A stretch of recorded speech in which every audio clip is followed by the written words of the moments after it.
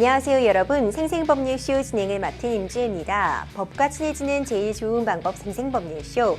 오늘도 크고 작은 법률 문제로 어려움을 겪고 있는 여러분들을 위한 법률 상담은 물론이고요.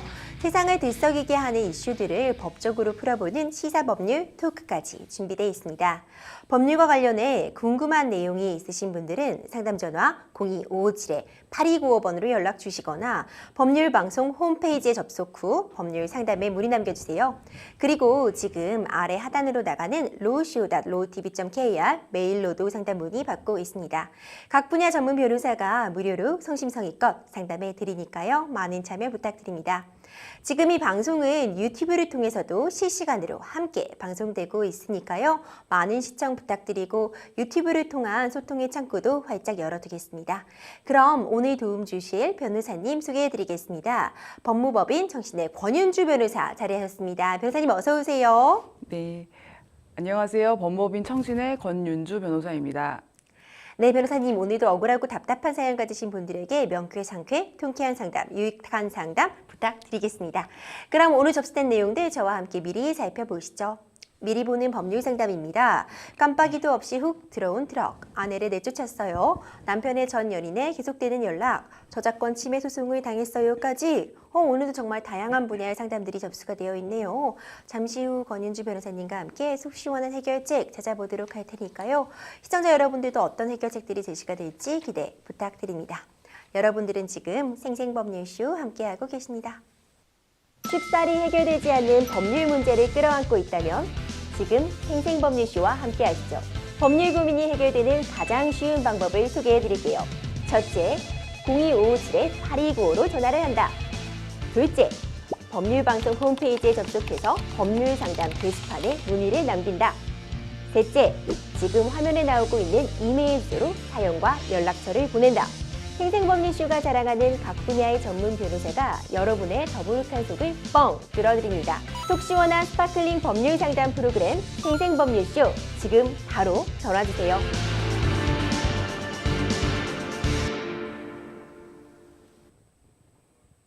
생생법률쇼 첫 번째 순서는 법과 관련된 상식들에 대해 굵고 짧게 알아보는 시간 준비되어 있습니다. 금요일에는요, 명화 속 법률 상식들을 알아보는 신법한 해석 준비되어 있습니다. 변호사님 오늘은 어떤 내용 준비해 오셨나요? 네, 작년 한 해 우영우 돌풍이라고 불러 일으키는 드라마 이상한 변호사 우영우입니다. 저 정말 이 드라마 덕분에 변호사라는 직업에 대해서 많은 국민들이 관심을 가지게 된 것 같아요.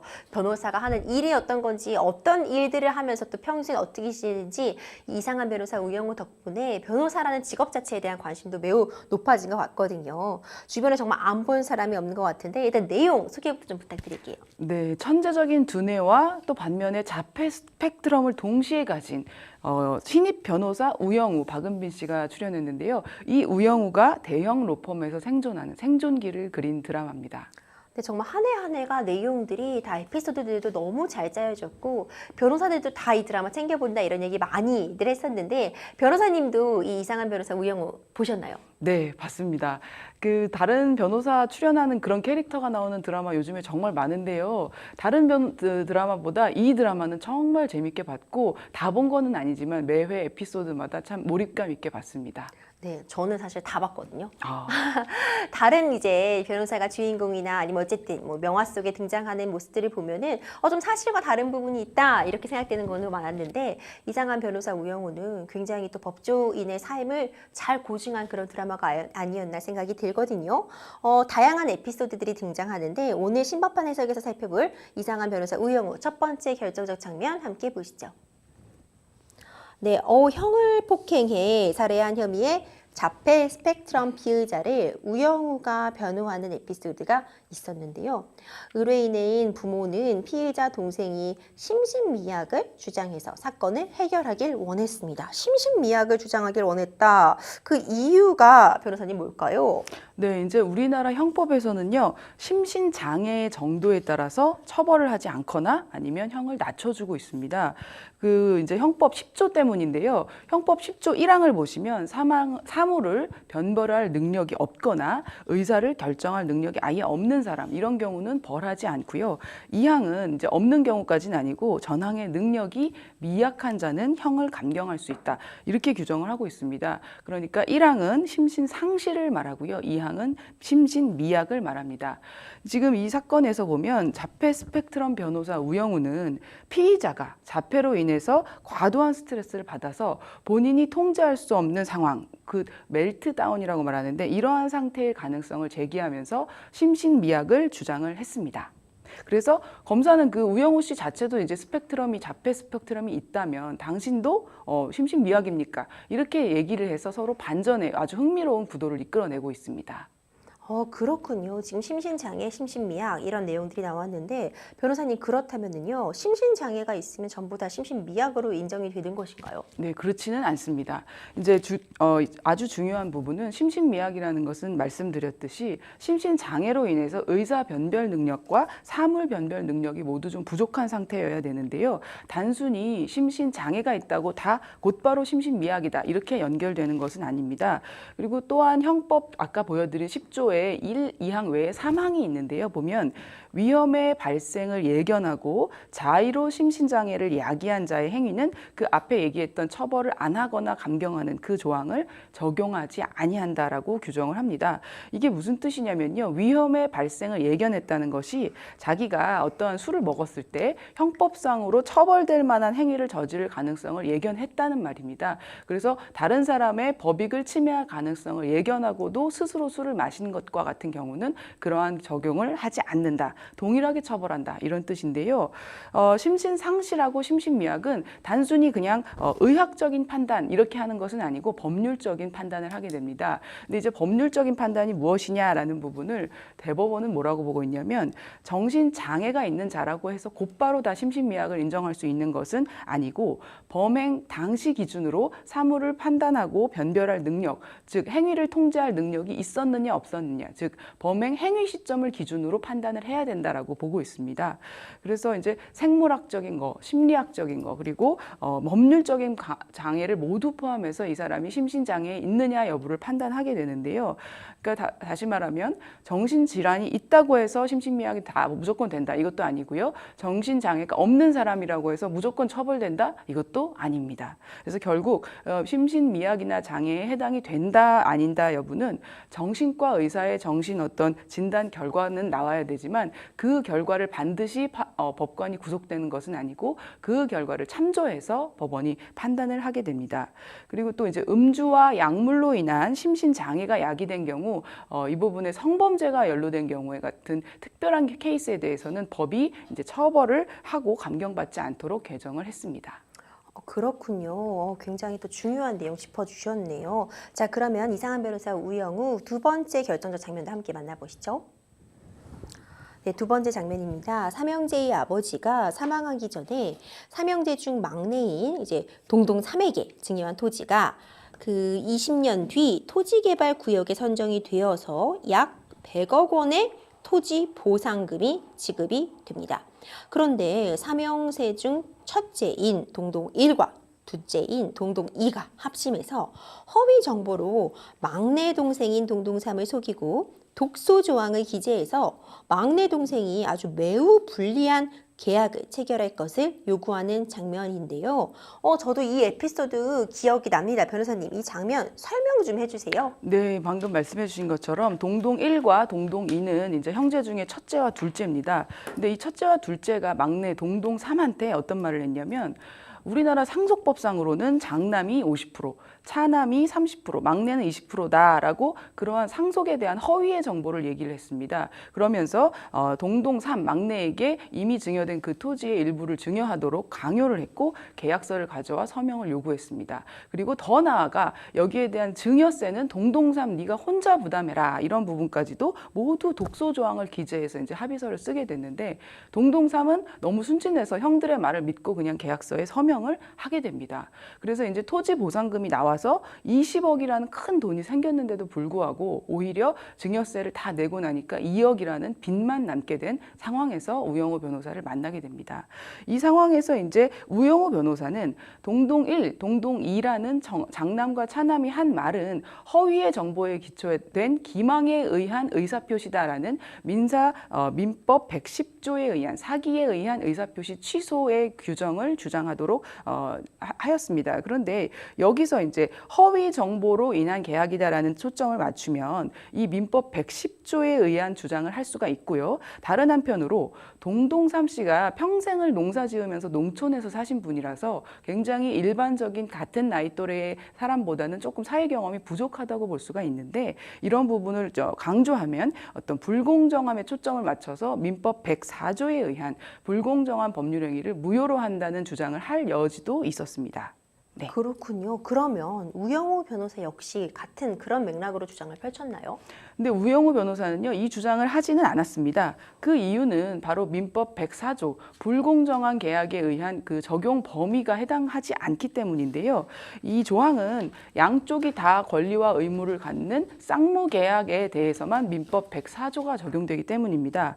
이제 쌍무계약이라는 말이 좀 어려워서 설명을 해드리면요, 우리가 어떤 계약을 체결하든 간에 이 계약을 통해서 한쪽 당사자는 어떠한 권리를 취득하고 또 의무를 부담합니다. 마찬가지로 반대 당사자도 자신의 권리와 의무를 동시에 취득하는데 뭐 예컨대 자주 등장하는 우리 많이 하시는 매매 계약을 보면 이 매도인은 자기가 물건을 넘겨줄 의무를 부담하고 반대로 물건값을 받을 채권을 보유합니다. 권리와 의무를 같이 부담하고요. 매수인은 자기가 돈을 줄 의무를 부담하고 그 물건을 받을 권리를 갖게 됩니다. 이렇듯 이렇게 쌍무계약에 대한 것은 민법 104조가 적용되는 기본 요건이 됩니다. 그런데 아까 말씀드린 증여계약, 이 우영우 변호사가 맡은 사건의 경우는 증여계약이라서 이것은 쌍무계약이 아닙니다. 이 증여계약이라는 건 그냥 단어 뜻으로도 아시겠지만 일방이 바로 상대방에게 무상으로 그 물건을 주는 겁니다. 금액이든 어떤 권리를 주는 것인데요.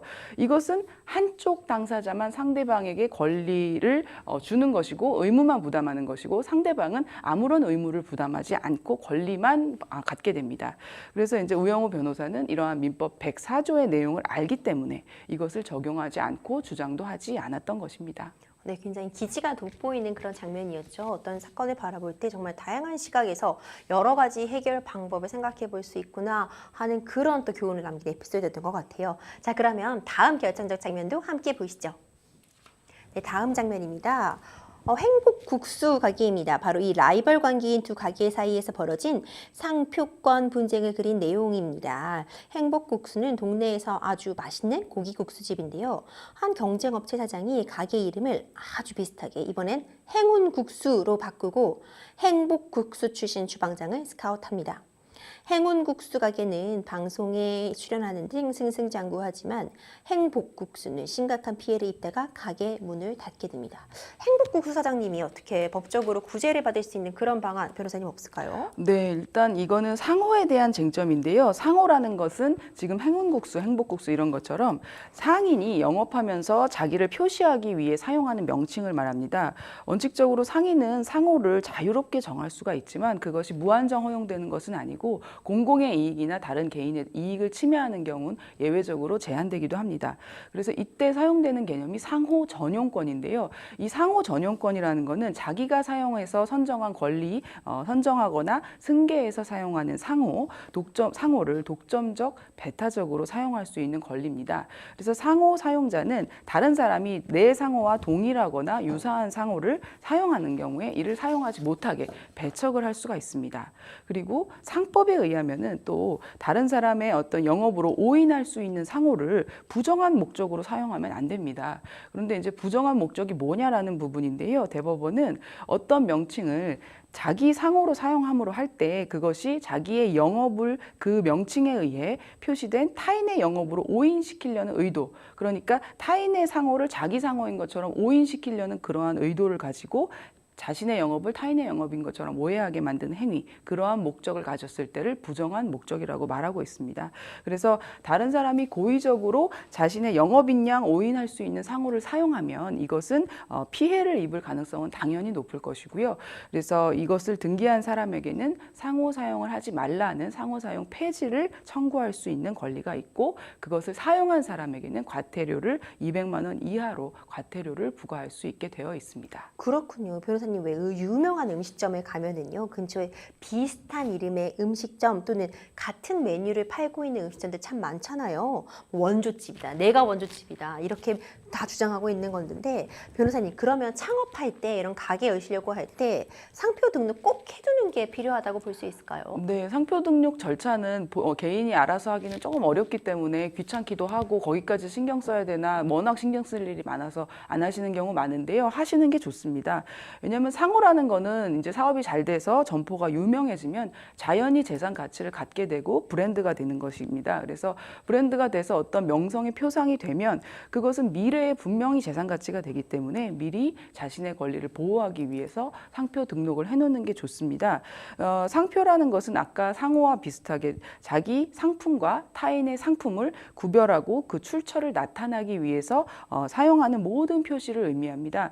그래서 상표를 사용하는 사는 자유롭게 자기 상표를 출원할 수가 있는데요. 다만 그 모든 것이 어느 범위에서 다 허용되는 건 아닙니다. 예컨대 제가 상호 내고 싶다고 뭐 대한민국 변호사 이렇게는 할 수 없듯이, 너무 일반적인 명칭인 상호의 그 내용인 경우, 또 국기나 특정 개인에게 그러한 상표권을 부여하는 게 부적당한 경우가 있고, 또 공익에 부합하지 않는 너무 부적절한 표현인 경우도 있고, 또 소비자에게 지금과 같이 어떤 오인을 불러일으키는 경우도 있고, 이미 출원된 다른 상표가 있는 경우, 그리고 등록 신청을 이미 했다가 그런 경우에는 이제 무효가 될 수가 있습니다. 그래서 상표 등록을 마친 사람은 이 상표 등록권에 의해서 사용할 권리를 갖는데요. 10년의 기간이 보장되고 갱신하면 또다시 10년이 보장되는 상황입니다. 그렇군요. 굉장히 중요한 내용들 많이 알려주셨네요. 많은 사랑을 받는 이상한 변호사 우영우, 오늘은 권윤주 변호사님과 함께 장면별로 좀 중요하다 느껴지는 그런 법률적 쟁점 함께 풀어봤습니다. 다음 순서는요, 생생법률쇼가 아주 매우 성심성의껏 준비한 코너입니다. 전화 상담 준비되어 있는데요. 바로 연결해 보겠습니다. 상담자님 여보세요? 여보세요? 네, 안녕하세요. 여기는 생생법률쇼입니다. 예. 네, 상담자님 어떤 내용 궁금해서 연락 주셨나요? 작년에 저 교통사고가 하나 있었는데요. 네. 이 상대방 측이 이 편도 4차선이거든요. 네. 근데 제가 4차선을 달리고 있었어요. 네. 근데 3차선에서 트럭이 갑자기 꺾어가지고, 네. 그러니까 우회전은 되긴 되는데 제가 달리고 있는데 앞에를 확 치고 들어왔어요. 네. 근데 그게 결말이 어떻게 나냐면요. 네네. 저는 당연히 제가 100% 이제 피해자라고 봤었는데, 네. 트럭 운전기사가 네네. 자기 보험도 들어놨으니까 보험 처리해줄 거니까 걱정하지 말라고 막 소리를 지르더라고요. 그래서 네. 뭐 보험 처리했으면 그냥 보험 처리 받고 말게요. 그러고 그래도 이제 몸이 좀 아파가지고 병원에 가서 진단을 끊으니까 3주가 나왔어요. 네. 그랬더니 그것이, 그러니까 이제 경찰에서는 제가 아는 상식으로는 몇 대 몇이라는 거를 깔려주지 않고 가피만 해준다고 제가 그렇게 알고 있거든요. 네네. 근데 뭐 북부경찰서가 어딘가 거기서 제 차에 블랙박스가 없었어요. 그래서 네. 신호등 가까이에 있는 블랙박스를 열어가지고 네네. 확인을 했는데, 제가 기다리고 있다가 그 차가 들어갈 틈을 이용해서 차를 갖다 들이받을 만큼 갖다 들이댔다고 이러면서 네. 저한테 고의적인 면이 있어서 네. 내가 가해자라고 해서 네. 저한테 7이라는 그 가해를 몰아내고, 그 트럭은 3이라는 네네네. 그 사람도 실수를 안 했으니까, 제가 이제 운전 전과가 하나 있거든요. 네네. 그러면서 교통계에서 반장이라는 사람이 그러더라고요. 이 사람이 이거 또 해먹으려고 또 이렇게 네네네. 하는 거 아니야? 뭐 이러면서 은근히 겁을 주더라고요. 네네. 그러면서, 이거 봐봐. 이거 여기 CCTV 이거 당신 여기 서 있다가 갑자기 달려들었잖아.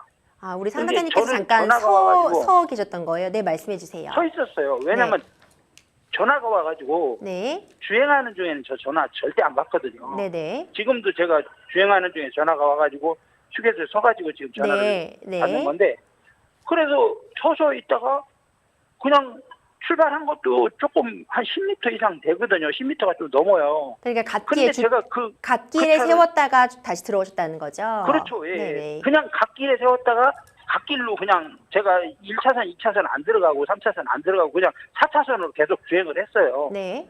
근데 뭐 갑자기 그냥 시커먼 게 뭐 확 들어오더라고요, 앞에요. 네.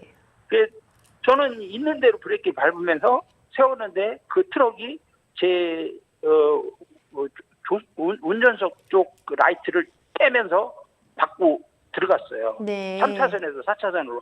3차선에서 4차선으로는 절대 들어갈 수가 없는 거라고 저는 그렇게 상식적으로 생각하거든요. 네네. 그것도 저 깜빡이도 안 켜고 그냥 깜빡이를 켰든 안 켰든 아무튼 3차선에서 4차선이 차량 달리고 있으면은 주의해서 들어가도 안 될 건데 그렇게 막무가내 해놓고선 나중에는 제가 생각하니까 이거 경찰서하고 모종에 무슨 그 음모가 있지 않았나 하는 뭐 그런 별 생각이 다 들더라고요. 네, 일단 상담 내용은 저희가 잘 들었고요. 지금 권윤주 예. 변호사님이 함께 들으셨거든요. 네, 예. 간단히 좀 정리를 해보자면 편도 4차선 도로였는데 상담자님이 예. 이제 전화가 오셔서 잠깐 받으려고 정차했다가 이제 다시 주행을 막 시작하셔서 한 10m 이상 주행하신 상태였는데 예. 3차선에 있는 이제 화물 트럭이 이제 갑자기 깜빡이도 켜지 않고 앞쪽으로 들어오시면서 우리 운전석 쪽을 박으신 것 같은데 문제는 이제 과실 비율을 우리 상담자님께서 70, 상대방 이제 트럭이 30을 받으신 상태라 이 과실 비율을 좀 조정하고 싶은 상황이신 거죠. 그렇죠. 예. 네네. 아니 그리고 제가 물어준 게 보험회사에서 이제 다 물어줘가지고 저는 이제 보험료가 지금 할증돼서 올라갔거든요. 네네. 그런 것도 제가 피해를 본 거죠, 말하자면. 네네. 저희가 이제 지금 권윤주 변호사님 바로 연결해 드리도록 할 테니까요. 이 과실 비율에 대한 내용 좀 더 나눠보도록 하겠습니다. 네, 네, 안녕하세요. 예, 수고하십니다. 네, 제가 네. 말씀 잘 들었습니다. 그 예, 몇 가지 예. 여쭤보겠는데요. 4차선 예. 편도의 4차선의 마지막에 잠깐 정차하셨다고 했는데 네. 거기에 그 당시 상황이요. 뭐 차량이 많았나요? 아니면 좀 텅 비어 아니, 있는? 별로 없었어요. 아, 그러면 별로 없었고 네, 네. 그냥 전화가 와가지고 저는 우측 네. 깜빡이 켜고 음. 그러고 우측에다 잠깐 세웠어요. 예. 그러면 예. 우리 상담자님 말고 그 앞이나 뒤에도 불법 정차한 차량이 좀 더 있었을까요? 있었죠. 왜냐면 거기가 시장 오정동 시장이라고 굉장히 큰 시장이거든요. 아, 그때 네. 물건 띄고 예. 싣고 내리고 하는 차들이 많아요. 아, 그러면 선생님이 4차선에 잠깐 정차했다가 그대로 4차선 직진하신 거란 얘기세요? 그런데 그렇죠. 4차선 사고가 났고. 예. 그러면 예. 선생님 방금 말씀대로면 앞에도 불법 주차 차량이 있었을 텐데 사선 변경 없이 예. 어떻게 직진을 하신다는지 조금 이해가 안 돼서요. 불법 주차 차량을 그냥 그대로 예. 그 4차선 방에 3차선을 살짝 예. 들어왔다가 다시 4차선으로 진행하기. 아, 그런 시작했죠. 방식으로 약간 3차선 예, 살짝 예, 넘어갔다가 예, 다시 예, 4차선으로. 그러면은 예. 좋습니다. 상담자님께서 정차했다가 거기서 사고 난 거리까지 아까 10m라고 하셨죠? 예. 그러면 그 차량이 3차선, 2차선, 1차선도 많지 않았나요? 거의 많지 차량 않았어요. 그 많지 시간에. 않고. 제가 왜냐면 거기 그 3일째 계속 뭐 누구를 돌봐주러 가는 날이었거든요. 예. 그 사람도 저한테 아우 선생님 너무 억울하시겠다고 막 네. 그렇게 제가 얘기를 하니까 네. 그러는 거예요. 그러면서 보험회사에서 나와가지고선 아무 소리를 못해요. 왜냐면 보험에 왜 종합보험을 들고 돈 100만 원이 넘는 돈 그럴 때 제가 보험회사에서 와서 저의 편을 들어주고 예. 뭔가를 정당하게 잡아줘야 그게 보험이잖아요. 네. 선생님 그러면 그런데 그 예. 속도를 좀 여쭤보고 싶은데요. 차량 속도는 속도는 어떠죠? 35km, 40km 정도요? 아, 선생님은 35km, 40km 예. 정도. 그러면 그 상대방 차가 차량은 40 좀 넘었을 거예요, 아마. 아, 들어오는 그러면 속도가 근데 좀 빨랐거든요. 예, 선생님이 차선 변경을 안 했는데 좌측에서 3차선에서 4차선으로 우측으로 차선 변경을 했다는 얘기시잖아요. 그렇죠, 예. 그러면은 예. 우측 깜빡이를 켰다는 얘기인가요? 그 안 가해자 켰어요. 상대 차량이? 아니 안 켰어요. 안 켰어요. 안 켰어요. 예, 예. 근데 선생님이 제가 가고 계신데, 예, 사진을 예, 주위에 있는 사람들 그 블랙박스를 열어가지고 예. 다 봤거든요. 그러면 근데 그 사람이 저쪽에서 오는 것까지도 다 보여요. 위에서. 그래서 제가 잠깐 서가지고 전화하고선 이제 4차선에 뭐 그 앞에 뭐 트럭인가 뭔가 하나 서 있어가지고 예. 3차선에 딱 보니까 차가 없길래 3차선으로 들어갔다가 다시 4차선으로 해서 달리고 있는데 뭐가 갑자기 그냥 푹 들어오는데 그러고선 자기가 종합보험 다 드러났으니까 걱정하지 말아요. 나중에 알고 보니까 종합보험커녕 책임보험 겨우 드러났더라고요. 그러면 상담자님이랑 사고가 나자마자 직후에는 상대방이 자기 네. 잘못을 인정하는 취지로 보이셨어요? 취지로 얘기를 했어요. 처음에는. 그러면 그러더니 이제 경찰서에 이제 신고가 되고 그 경찰서에 나와가지고 제가 블랙박스가 없어가지고 그 차도 블랙박스가 없고요. 네. 그래서 이제 근처에 있는 그 블랙박스를 열었어요. 네. 그 열으니까 이제 경찰이 저 반장이라는 사람이 그러는 거예요. 이 고의적으로 섰다가 이게 불법으로 들어오는 사람 예. 응? 이거 부딪히려고 작정하고 잠깐 섰다가 이 달리는 거 이게 내가 다 보니까 보이는데 그래서 아니 뭐 반장님이 신입니까? 이걸 선생님 어떻게 그러면 단정한? 방금 그 말씀 때문에 여쭤보는데요. 선생님이 예, 4차선에 다른 불법 주차된 차량 또 선행에 있었기 때문에 잠깐 예. 3차선으로도 들어갔다 나오셨다고 해서요. 예, 혹시 예. 어떤 선생님 생각 말고 다른 사람이 좀 오해하기에 따라서는 3에서 4로 선생님이 잠깐 들어왔다 나간 그 시점하고 상대방이 우측 차선으로 무리하게 들어온 시점이 약간 동시 진입처럼 보일 여지도 있을까요? 그런 건 없어요. 절대요. 선생님은 직진이었다 이렇게밖에 판단할 수가 없다는 말씀이세요? 저는 직진이었어요. 그리고 그 차는 3차선을 달리고 있다가 골목을 보고 들어왔는데 그 운전이 미숙인가 아니면 운전 미숙은 아닌 것 같고요. 차가 보니까 엄청 많이 낡았더라고요. 그래도 확 들어왔는데 그러니까 제 차가 주행하는 걸 이 사람이 인지를 못했어요. 왜 인지를 못했을까요? 그러니까 사고가 난 거죠. 인지를 했으면 사고가 안 났죠. 그러니까 전방 주시 의무를 위반한 것 같다는 얘기세요? 뭐 그런 예컨대 우리 불법 주차 다른 차량 때문에 시야가 가렸다거나 뭐 그런 건 전혀 아니실까요? 그렇진 않았어요. 그런 정도의 교통 상황이 흐름이 막 복잡하거나 막 굉장히 막 시야를 가리거나 그럴 정도는 아니었어요. 그럼 선생님 느끼실 때는 우리 선생님 속도가 되게 늦었잖아요. 30에서 35? 저를 충분히 볼 수 있는 그런 상황이었어요. 근데 그 차도 사실은 차량의 속도가 그렇게 높진 않은 것 같아서. 저보다 조금 빨랐어요. 왜냐면 3차선에서 꺾어 제키는데 제 앞에 저 운전석에 있는 라이트를 깨고 들어갔거든요. 그러면 선생님과 그 상대방의 사고 직전의 위치가 그 상대 차량이 좀 더 앞에 있었나요? 아니면 거의 동등하거나? 아니 뒤에 있었는데 네, 뒤에서 앞으로. 어느새 앞으로 추월해가지고 저는 그냥 3차선으로 그냥 그 차가 따라온지는 몰랐어요. 솔직히요. 사고 나고 알았는데 선생님 직진이시니까 왼쪽을 신경 안 쓰신 거죠? 사고 안 났어요. 네네. 선생님이 좀 당황스러우실 것 같고. 예. 그렇게 꺾어 들어오면 저는 어떻게 아무리 신이라도 그걸 피할 도리가 없죠. 그렇죠. 맞습니다. 저도 한문철 TV를 자주 보는데 한문철 TV에서 전부 그러더라고요. 이거는 이제 제 경우가 아니고 다른 경우를 들어가지고 이거 백대빵이다. 다른 경우 보니까 왜냐하면 3차선에서 이렇게 달려들면 4차선에서 뭐 3차선 오는 차가 들어오나 안 들어오나 그거 생각하면서 달릴 그런 경우는 없다. 그렇죠. 왜냐하면 직진이시니까 차선을 바꾸시려고 한 게 아니고 선생님은 그냥 직진. 그럼요. 저는 그냥 주행 중에 있었어요. 이거 1, 2, 3차선을 제가 웬만하면 안 들어가요. 네. 운전은 잘해도 그렇게 안 들어가는 편이거든요. 네. 그래서 그 4차선도 비어 있었고 그때 상당히 교통량이 없었어요. 그러니까 그렇게 무리하게 운전할 이유도 없고 당시 상황은 차량이 통행량도 많지 않았고. 맞습니다. 그래서 선생님 말씀만 들으면 경찰서 갔는데 딱하니 틀어보고 그러는 거야. 저한테 이거 고의적으로 앞에 차하고 부딪히려고 기다리고 있던 거 아니냐. 그러니까 아니 전화 와가지고 잠깐 섰는데 그걸 갖고 내가 어떻게 변명을 해야 되게 신호 보세요. 전화 온 거 걸려온 거. 그거하고 일치하거든요. 제가 어디 누구를 좀 가르쳐 주러 갔는데 그 시간하고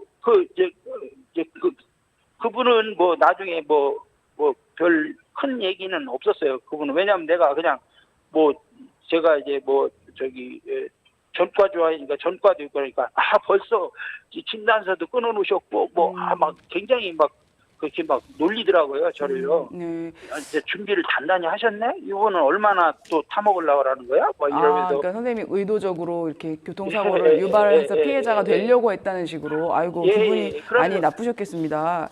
저는 엄청 기분은 엄청 안 좋았죠. 예, 제가 사실은 뭐 블랙박스가 있다면 저도 보면서 조금 더 정확히 의견 드릴 수 있겠지만 선생님 말씀만 듣고 좀 의견을 드려서 한계가 있기는 하지만 좀 감안하고 말씀드리겠습니다. 일단은 선생님 말씀대로 정차한 상황에서 얼마 안 가서 직진하고 계셨는데 사고가 났다.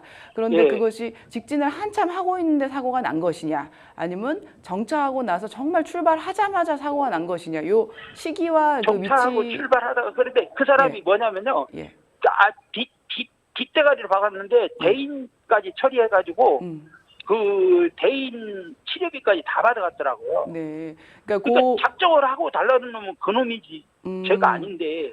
그래서 이제 실제로 만약에 블랙박스를 봤다면 우리 선생님 말씀만이 아니라 이제 법률 전문가인 저나 다른 이제 수사기관 등이 전체적으로 조금 의견을 객관적으로 드릴 수가 있겠는데요. 뭐 어쨌든 간에 이 사건의 쟁점은 제가 판단할 때는 우리 선생님이 정차해서 출발한 직후에 그 정차 문제 때문에 야기된 사고냐, 아니면 불법 정차랑 상관없이 직진 잘하고 있는 차량을 갖다가 왼쪽에서 가해 차량이 갑자기 우회전할 때 끼어들기에 대한 도로교통법 위반한 사안이냐, 이렇게 두 가지 쟁점 중에 우리 선생님이 생각하시는 거는 이제 두 번째 쟁점이다라고 판단하시는 것 같습니다. 100% 제가 잘못한 것 같으면 말도 안 꺼내죠. 근데 나중에 제가 이제 우리 저기 보험회사에다가 억울해가지고 전화를 했어요. 내가 4차선에서 주행하고 있는데 3차선에서 불법 저기 좌회전을 해가지고도 내 앞대가리를 때렸는데 우회전이죠. 우회전에서 때렸는데 왜 이거 한마디도 말 못하고 이게 해달라는 대로 그대로 다 해주냐고. 그러면 보험을 내가 왜 들어야 되냐고 여기다가. 그러니까 경찰서에서 하도 그렇게 얘기를 해서 우리도 그럼 뭐 경찰서가 뭐 보험회사냐고. 네, 선생님 보험회사에서 제가 사안에 대해서 좀 판단은 된 것 같아서 좀 의견을 마저 드리겠습니다. 이제 도로교통법 규정은 잘 아시겠지만 한 번 더 말씀드리면 우리가 끼어들기 할 때 이제 앞지르기에 대한 규정이 있습니다. 앞지르기를 할 때는 다른 차를 앞지르려면 그 앞차의 좌측으로 들어가야 된다, 이런 규정이 있고요. 그리고 앞지르기를 못하는 시기하고 장소가 정해져 있습니다. 예컨대 앞차의 좌측에 그 다른 앞차가 나란히 있는 경우, 그리고 앞차가 다른 차를 이미 앞지르거나 다른 앞지름을 하고 있는 경우, 이런 경우에 금지되고, 그 다음에 경찰이나 어떤 법에 의해서 정지하고 있는 게 아주 적법한 경우, 그리고 터널 안이나 교차로, 다리 위와 같은 여러 그 장소에 대해서 앞지르기가 금지되는 어떤 사안이 이제 법에 규정이 되어 있습니다. 근데 이제 우리 선생님 경우에는 어찌됐든 이러한 앞지르기에 대한 상대방 과실이 매우 크거나 100%다라고 주장하시는 걸로 보이고요. 그리고 이제 정차 후 출발이라는 쟁점으로 하나를 말씀드리면 정차 후 출발이라는 쟁점이 그 쟁점으로 판단이 된다면 그거는 정차한 사람에게 조금 과실 비율을 많이 주고 있는 것이 그 과실 분쟁 조정위원회 분심이라고 하는 그런 실무 경향으로는 정차한 사람에게 과실을 좀 많이 주고는 있습니다. 그런데 요즘에 이제 제가 하급심 판례를 좀 보면요, 이 정차한 차량이라 하더라도 정차했다가 출발해서 좌측으로 차선을 들어오는 게 아니라 선생님처럼 직진, 그러니까 나는 잠깐 정차는 했지만 내 갈 길 간다, 직진한다. 만약에 그럴 경우에는 좌측에서 우측으로 선생님 차량 앞으로 들어올 때 그 차량이 정확하게 앞지르기 규정을 위반하지 않고 잘 들어왔느냐. 그러니까 우리 선생님의 그 위치도 보고 자기 깜빡이도 켜고 그 들어올 수 있는 속도나 다른 사람의 차량에 방해 주지 않으면서 그렇게 들어왔느냐. 이거를 만약에 위반했다면 정차 후 출발이라 하더라도 반대편 상대방에게 더 과실 비율을 많이 줄 수 있는 판례를 많이 이제 좀 나오고 있습니다. 그래서 우리 선생님 말씀 말씀대로 정확한 내용을 갖다가 우리가 제대로 소송을 통해 판단을 받는다면 선생님 말씀대로라면 상대방이 좀 더 과실이 높을 가능성이 상당히 높아 보입니다. 왜냐하면 선생님은 직진하신 거고 정차 후 출발 이후에도 3차선 들어왔다 나갔다 한 거랑은 사고가 관련 없다고 말씀하셨고 위치도 이미 10m 이상 직진하셨다고 하셨으니까 그러면 이제 정차는 이미 끝났고 출발한 지 꽤 됐다라면 그러면 우측에서 들어온 차량이 선생님한테 들어올 때 이동하고 있는 걸 보고 있으니까 깜빡이 당연히 켜야 되지 않습니까? 그리고 이동하고 있는 앞차에 좌측으로 들어올 때 우리 선생님 차량하고 이 거리 제한이나 속도 제한을 잘 준수하면서 들어와야 되는데 그거를 어겨서 완전히 앞 유리창 그 미러를 박은 거기 때문에 그 위치로 보나 어떤 선생님 설명으로 봤을 때 제가 생각해도 상대방 과실이 좀 더 높아야 하지 않나. 그렇다고 해서 상대방이 100이다 이건 절대 아니고요. 우리 선생님과 상대방의 과실 비율로 따지면 비율은 상대방이 더 높아야 맞을 것 같습니다. 제가 생각해도. 예. 근데 이제 경찰서에서 저한테 뭐 전과가 있다고 하면서 이번도 똑같이 뭐 그렇게 해먹으려고 하는 거 아니냐. 그런데 뭐 그런 이상한 식으로 얘기를 하더라고요. 그래서 아니 세상에 사람이 살다 보면은 뭐 내가 사람 찔러 죽인 것도 아니고 뭐하고 하래요. 그러게요. 참 그 말씀 자체는 참 기분이 참 내가 상하셨을 것 같습니다. 다 살고 나왔는데 그게 무슨 그거하고 교통사고하고 무슨 관계가 있냐고 막 떠들고 막 소리 지르니까요. 나가서 얘기하자고 나가서 여기 왜 여기서 그러냐고 경찰서 안에서 이제 무슨 교통계에 뭐 있더라고요. 그래서 바깥으로 저를 막 밀어내더라고요. 그래 바깥에 나가서 이거는 보험회사도 인정한 거니까 그냥 인정하고 끝내시라고. 그래 나중에 이제 나도 더 이상 내가 뭐 크게 다친 것도 없고 내 자동차는 박살났죠 앞대가리가요. 그래가지고 더 이상 얘기하고 싶지 않아서 그냥 더 이상 얘기 안 했어요. 근데 나중에 알고 보니까 그 트럭 그 자식이 뭐 어디 몸 스친 데도 없는데 뭐 저 대인 처리해서 아픈 걸로 해서 막 120만 원 타가고 자동차 수리비로 또 한 200만 원 가져가고 막 어이없는 행동을 무지하게 했더라고요. 그래가지고 이건 이 경찰이 뭐 일하만 일하고 아니 판사가 판정을 내리면 그거는 제가 모르겠어요. 근데 경찰은 판단을 내리는 기관이 아니라 선생님 그래서 기관이잖아요. 제가 말씀을 조금 마무리로 드리면 이제 교통사고 나면요 12대 중과실이 아닌 이상 이제 보험사끼리 처리하는 게 통상적인 모습이고요. 이제 보험사들 사이에서의 과실 비율을 우리 선생님 같이 당사자가 이해하는 경우도 충분히 있을 수 있습니다. 이제 그 경우에는 보통 그 보험사끼리의 분쟁을 이제 과실 비율 논하는 분쟁심의위원회 분심이라고 불리는 경우가 있는데 그 절차에 가서 보험사들의 어떤 의견이 나오고 분심이 결정이 나왔을 때도 상담자님이 이의를 하실 수가 있고 그 이후에 그 분심위를 거치지 않거나 혹은 거치거나 둘 다 소송으로 가서 다시 한번 법원의 판단을 받으실 수가 있어서요. 그 절차를 한번 더 진행해 보시는 것도 좋을 것 같습니다. 선생님, 근데 시간이 이게 건 1년이 지금 다가오는데 그래도 법원에 소송이나 절차를 제기할 수 있나요? 뭐 제기할 가능성이 아직 남아있다고 생각이 되고요. 다만 선생님께서 그 과실 비율 인정하는 취지로 한번 동의해 주신 적이 있나요? 아니, 저는 없어요. 절대요. 그렇다면은 근데 경찰서에서 그냥 임의적으로 7대3 인정해라. 내가 그것도 많이 생각해 준 거다. 그래서 저는 서 있다가 전화 받고선 그 앞으로 직진하다가 트럭 달라들어가지고 3차선에서 우회전하는 놈이 어디 있어요? 네, 선생님 제가 아까 말씀드린 대로요. 제 의견도 선생님과 마찬가지라서 한번 법적인 절차를 알아보시면 좋을 것 같습니다. 네, 저희가 시간 관계상 여기서 마무리하도록 하겠습니다. 선생님 연락 주셔서 감사합니다. 감사합니다. 수고하십시오. 네. 이 과실 비율 다투고 계신 분들 참 많으시죠. 이게 참 어떤 객관적인 기준이라는 것이 마련이 되어 있지만 결국 사안별로 달라질 수 있기 때문에 좀 혼란스러운 부분이 있는 것 같아요. 억울한 부분 있으신 부분은 좀 적극적으로 좀 다퉈 보시기를 추천드리도록 하겠습니다. 여러분들은 지금 생생법률쇼와 함께하고 계십니다. 쉽사리 해결되지 않는 법률 문제를 끌어안고 있다면 지금 생생법률쇼와 함께 하시죠. 법률 고민이 해결되는 가장 쉬운 방법을 소개해 드릴게요. 첫째, 02-557-8295로 전화를 한다. 둘째, 법률방송 홈페이지에 접속해서 법률상담 게시판에 문의를 남긴다. 셋째, 지금 화면에 나오고 있는 이메일 주소로 사연과 연락처를 보낸다. 생생법률쇼가 자랑하는 각 분야의 전문 변호사가 여러분의 더부룩한 속을 뻥 뚫어드립니다.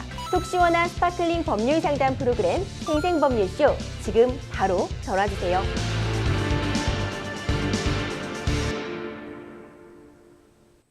자, 이번에는 법률방송 이메일을 통해 접수된 여러분들의 고민 함께 풀어가 보겠습니다. 저는 한 달에 300만 원씩 아내에게 생활비로 줬습니다. 학원 강사였던 아내는 결혼하자마자 일을 그만두고 놀고 있는데요. 결혼 생활 3년 동안 제게 밥 한 끼 차려준 적도 없습니다. 오히려 아내가 배달시켜 먹은 음식들을 제가 퇴근 후 치우고 설거지를 했죠. 청소도 주말에 제가 했습니다. 아내는 제가 번 돈으로 배달 음식을 시켜 먹고 인터넷 쇼핑하고 매주 손톱 머리 손질을 했죠. 심지어 한 달에 며칠씩 처제가 와서 아내와 함께 배달 음식을 시켜 먹고 TV를 보고 있습니다. 저는 다른 집도 다 그러는 줄 알고 참고 버텼는데 아내가 제 용돈을 줄이고 생활비를 더 달라는 겁니다. 그래서 저도 아내에게 그동안 내가 벌어온 돈으로 뭐 했냐 전업주부 하면서 하는 게 뭐냐며 따졌습니다. 그러자 듣고만 있던 아내가 집을 나가더군요. 그래서 저는 그 즉시 집 비밀번호를 바꾸고 다음날 아내의 짐을 싸서 처가댁으로 보내버렸습니다. 지긋지긋해서 아내의 전화도 안 받았습니다. 찾아와도 문도 안 열어줬고요. 더 이상 내 집에 아내가 오는 걸 참을 수 없습니다. 이 집은 제가 총각 때부터 살던 제 집이고 아내는 시집 올 때 화장대 하나 가지고 왔습니다. 화장대도 처가댁에 보내버렸고요. 아내는 물론 아내 쪽 전화를 모두 차단했더니 처제가 다른 사람 전화로 연락을 했더군요. 그래서 이혼하겠다, 내 집에 발도 못 붙이게 하겠다고 했더니 그 집은 부부 공동생활 공간이라며 저를 고소하겠다고 적반하장으로 나옵니다. 아내를 집에 못 들어오게 하는 게 문제가 될까요? 그동안 남편 취급 한번 못 받았는데 이혼 시 위자료 청구가 가능할까요? 까지 이런 사연 접수가 되었습니다. 참 부부간의 일은 부부만 안다고 하지만 항상 저도 업무를 하면서도 또 상담을 하면서 느끼는 것이 참 어려운 부분이 많은 것 같아요. 가정생활 3년 동안 이제 아무래도 좀 쭉 참아오시다가 이제 정말 터지는 포인트는 어떻게 보면 사소하다고 볼 수 있지만 그 사소한 사건 때문이 아니라 이전까지 참아왔던 게 터지는 거라고 생각이 되거든요. 지금 상담자님께서 아내가 집에 못 들어오게 막고 있는 상황입니다. 처제가 이제 이를 보고 고소하겠다고 하는 건데 고소 가능한 건가요? 네, 이거 좀 어려운 질문이었습니다. 저한테도. 왜냐면은 내 집인데 왜 못 들어오게 하냐, 그리고 못 들어오게 하겠다라고 이제 말한 행위까지만 있는 것 같은데요, 아직은. 그런데 그러한 말한 행위 자체를 놓고 보면은 협박죄 생각해 볼 수도 있겠는데 그 다음으로 정말로 아내가 들어와야 되는데 못 들어온다. 이 부분이 과연 형사처벌이 될까? 이런 부분을 저도 좀 고민이 많이 했습니다. 근데 이제 사안을 보면요, 아내가 스스로 집을 나갔고 그 다음에 이제 남편이 비밀번호를 바꾼 건데요. 이제 이 재산에 대해서 보면 이 집이 현재는 남편 소유인 것도 같고 이 원천적으로도 남편이 총각 시절부터 소유하던 집인 것 같습니다. 그런데 이제 민사소송을 통해서 또는 가사소송을 통해서 우리가 이제 재산 분할을 하게 되면요, 이 재산을 남편한테 몰아줄 수도 있고 남편과 아내가 2분의 1씩 가질 수도 있고 그거는 아직 상정되지 않았지만 현재로서는 이혼 전이기 때문에 2분의 1씩 공동 소유하고 있다라고 볼 수가 있습니다. 그런데 이것을 공동 소유한 것이 과반수, 그러니까 일방이 더 지분이 높다라고 볼 수가 없는 거라서 요거에 대해서 과연 못 들어오는 행위를 한다고 해서 퇴거 불응, 주거 침입 아니면 강요, 권리행사 방해 여러 가지 제명이 좀 떠오르기는 하는데 과연 이게 처벌이 될까? 좀 애매한 부분이 있습니다. 네, 진짜 좀 애매한 부분이 있을 것 같은데요. 지금 아이를 키우고 있는 것도 아니신 상황인데 가사에 좀 소홀히셨던 것 같고 생활비도 이제 추가로 요구하고 이런 부분이 있습니다. 이런 부분도 생활에 충실하지 못했다는 이유로도 이혼 사유가 될 수 있을까요? 네, 말씀하신 내용이 전부 다 인정된다면 이혼 사유가 충분히 됩니다. 가정생활에 충실하지도 않고 또 다른 배우자를 방치하고 생활비도 안 주고 그러면 이제 민법 840조 2호에 배우자가 악의로 다른 일방을 유기한 때 그리고 배우자로부터 심히 부당한 대우를 받을 때 이건 3호고요. 그리고 이제 마지막 6호는 그 밖에 더 이상 회복할 수 없을 정도로 부부관계 파탄된 때 이러한 세 가지 호에 이제 해당할 가능성이 있습니다. 이제 문제는 근데 생활비를 안 줬다라는 거 빼고요. 가사를 소홀히 했다 이런 말을 보면 조금 추상적인 부분이 있습니다. 그래서 생활비를 추가로 요구하는 강조한다는 그 행위도요. 우리가 어떤 금액을 쓸 때 생활비다라고 그것이 생활비의 어떤 한계가 정해진 것이 아니어서 과연 생활비를 좀 더 달라, 부족해서 더 달라 이런 말을 한 걸 가지고 이것만 가지고 이것이 어떤 상식적이고 통상적인 관념에서 부적절한 행위였는가, 이혼 사유까지 될 수 있을까에 대한 부분이 조금 애매해 보입니다. 그렇군요. 사실 3년 동안 밥도 한 번 차리신 적이 없고 설거지까지 이제 남편분이 다 했다고 바라셨는데 좀 아내에게 남편 취급을 제대로 당하지 못했다고 생각하시는 것 같아요. 근데 결국 소송을 하려면 증거가 있어야 되잖아요. 네. 이런 부분 뭐 어떻게 입증을 해볼 수 있을까요? 네, 이제 설거지를 안 하고 밥을 안 줬다는 거는 굉장히 장기적인 세월에 걸쳐서 일어났다는 주장인데요, 주장 자체로. 그런데 우리가 뭐 예컨대 이제 민사소송을 통해서 제3자에 대한 증거 수집은 할 수 있을지 몰라도 아무리 사이가 안 좋아도 부부간의 일상생활을 상시로 촬영하는 사람도 없거니와 그렇죠. 그거를 증거로 마련한다는 건 굉장히 어려운 일 같습니다. 뭐 아니면 CCTV가 있어서 뭐 가사 도우미 때문에 그 일부의 어떤 편린 같은 에피소드가 있다 하더라도 그것만 가지고 장기적으로 굉장히 뭐 아주 이 남편분 주장하는 게 다 입증된다 보기도 어렵고요. 그래서 이제 보통 이런 이혼을 준비하시는 분들이 자기의 그런 슬픈 심경을 담은 뭐 카톡이나 메일을 보내서 당신이 이렇게 해서 내가 너무 슬펐다 했을 때 그 상대방의 답변이나 뭐 메일이나 이제 카톡 문자를 가지고 그래서 정황상 인정할 수 있다 이런 취지로도 많이 입증을 하고 있습니다. 지금 매주 인터넷 쇼핑을 하고 뭐 손톱 몰이 손질도 했다 이런 얘기도 해주셨어요. 돈을 쓴 곳을 보면은 이 부분 이런 걸 보면 어떤 피해를 끼쳤다는 부분이 유책 배우자로 인정이 되면 원래 위자료 청구도 가능하잖아요. 위자료 청구까지 해볼 수 있을 만한 사안일까요? 네, 이제 이것도 사안에 따라 다를 텐데요. 우리가 여성분들 보통 미용실도 가고 쇼핑도 하고 당연히 뭐 네일 하시는 분들도 있고 해서요. 그것만 가지고 뭐 과도하다, 이혼 사유가 된다 이렇게 보기는 좀 어려운데요. 또 어떤 사람에 따라서는 그런 부분이 허용이 넓게 되는 사람도 있고 좁게 되는 사람도 있기 때문인데요. 제가 이제 사건 담당했던 경우에도 어떤 부분이었냐면 이게 이제 자기의 어떤 소득, 부부 합산 소득을 넘어서 빚이 될 정도로 매월 100만 원, 200만 원 이상의 빚이 누적되고 1년, 2년을 넘어서 그것이 1,000만 원, 2천만 원을 넘어 막 3, 4천만 원씩 그 소비로 인한 빚이 막 누적될 정도다. 그렇다면 이혼 사유도 되고 위자료도 나올 가능성이 높다고 보입니다. 지금 상담자님께서는 재산 분할 제가 보기엔 걱정하고 계신 것 같다는 생각이 들거든요. 이 재산 분할 비율은 변호사님 어떻게 예상을 하세요? 네, 이제 뭐 재산 분할이라는 거는 결국 재산의 혼인 재산의 공동 형성 경위와 유지와 증식을 위해 양쪽 부부가 어떤 경제적인 노력을 했느냐 이런 부분을 본다라고 대법원 판례가 기준을 제시하고 있는데요. 사안의 경우에 이 남편분이 원래 총각 때부터 갖고 있던 집이었습니다. 그리고 아내분이 이제 전업주부였던 것 같고 혼인 기간은 3년이라고 비교적 짧은 기간이었던 것 같습니다. 그리고 이제 자녀는 없었던 사안인데요. 원래부터 보유한 그 최초 보유 경위가 이제 남편분이 소유했던 아파트라는 점이 좀 고려돼야 되고요. 그리고 이제 아내분이 전업주부긴 한데 자녀가 있었던 것이 아니고 혼인 기간 너무 짧은 점도 좀 고려가 돼야 됩니다. 그리고 만약에 우리 남편분이 주장하는 것처럼 매일같이 배달 음식만 시켜 먹고 과소비를 하고 자기 어떤 뭐 쇼핑하는 비용을 너무 많이 써가지고 그것 때문에 이혼 사유에 이르렀다면 그 역시도 기여도에 참작이 되어서요. 아마도 이 사건이 실제 사안이 돼서 소송까지 간다면 남편분의 재산 비율이 훨씬 높지 않을까 그렇게 예상이 됩니다. 네, 좀 어려운 부분이 있어요. 사실 부부 간의 일은 어떻게 보면 그 둘만 정확히 알 수 있다고 볼 수도 있고요. 제3자가 봤을 때 참 판단하거나 개입하기 어려운 부분이 분명히 존재하는 것 같습니다. 특히 이런 것들은 사실 어떤 성격 차이게 결국 감정의 싸움에서 오는 것들이 많은데 이런 부분을 이제 이혼을 준비하면서는 증거로 다 하나하나 남겨둬야 된다는 부분도 굉장히 참 힘든 일인 것 같아요. 감정 소모도 많이 되고요.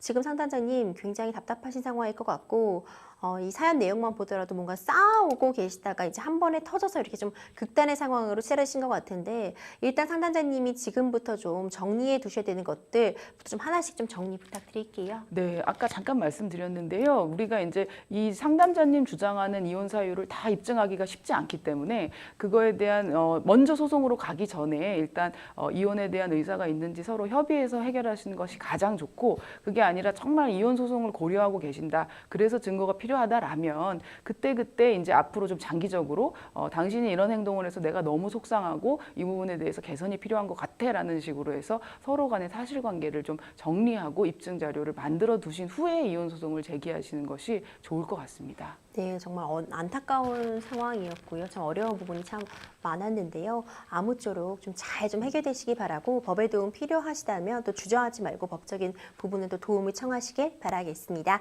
생생법률쇼 오늘도 정말 많은 분들의 상담 전화 계속 걸려오고 있습니다. 도움이 필요하신 분들은 주저하지 마시고 바로 연락주세요. 법률 상담 참여 방법 다시 한번 알려드립니다. 상담 전화 02-557-8295 또는 법률방송 홈페이지 접속 후 법률 상담을 통해 남겨주시거나 지금 아래 하단으로 나가는 메일로 상담 문의 주시기 바랍니다. 오늘 함께해 주신 권윤주 변호사님 고생 많으셨습니다. 감사합니다. 오늘 준비한 순서 여기까지입니다. 시청해 주신 여러분 고맙습니다.